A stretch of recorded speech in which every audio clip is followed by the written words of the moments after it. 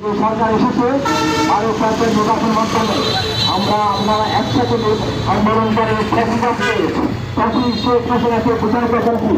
আসুন দেশের অর্থনীতিকে রক্ষা করার জন্য সুন্দর বাংলাদেশ বিনির্মাণের জন্য ইসলামী ব্যাংকে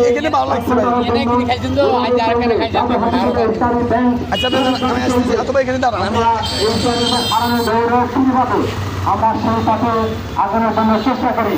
আপনারা জানেন এখানে ২২০টি কোম্পানি গঠন করে ঋণের মাধ্যমে ইসলামী ব্যাংক থেকে টাকা ২২টি কোম্পানিকে লোন দিয়ে সেই কোম্পানির ওই লোনের টাকা দিয়ে আবার ইসলামী ব্যাংকের শেয়ার কিনেছে।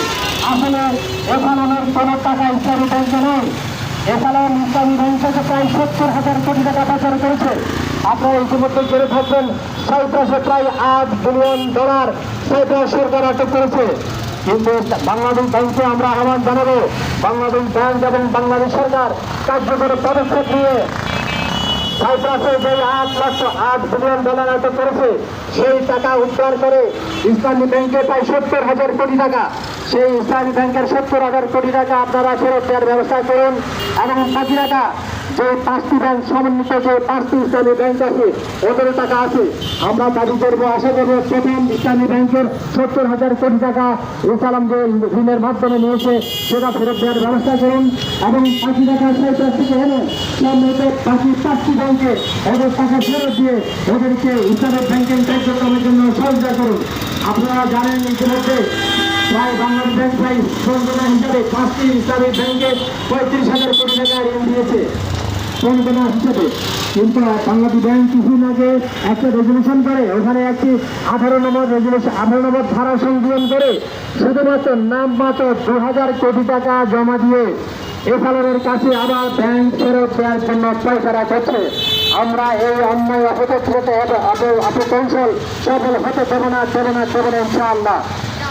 আমরা ইসলামী ব্যাংক সহ অন্যান্য যে সকল ইসলামী ব্যাংক আছে সবগুলো প্রেসিডেন্ট মালিকের হাতে ফেরত দেওয়ার জন্য অনুরোধ করব। আমরা অবিলম্বে খুরশিদ আলমকে বহিষ্কার এবং তার প্রতাক্তা এফআলএর সহযোগী এই যে যারা আছে তাদেরকে ইসলামী ব্যাংক থেকে বহিষ্কার করতে হবে। যেগুলোকে বিশেষ করে আমাদের মূল দাবির মধ্যে অন্যতম শাহরুখ খানকে অবিলম্বে এমডি হিসেবে পুনর্বহাল করে ইসলামী ব্যাংকের গ্রাহক সেবা নিশ্চিত করুন। না হয় আমরা যুগপৎ আন্দোলন গড়ে তুলব বাংলাদেশের আবেদন জনতার সাথে নিয়ে।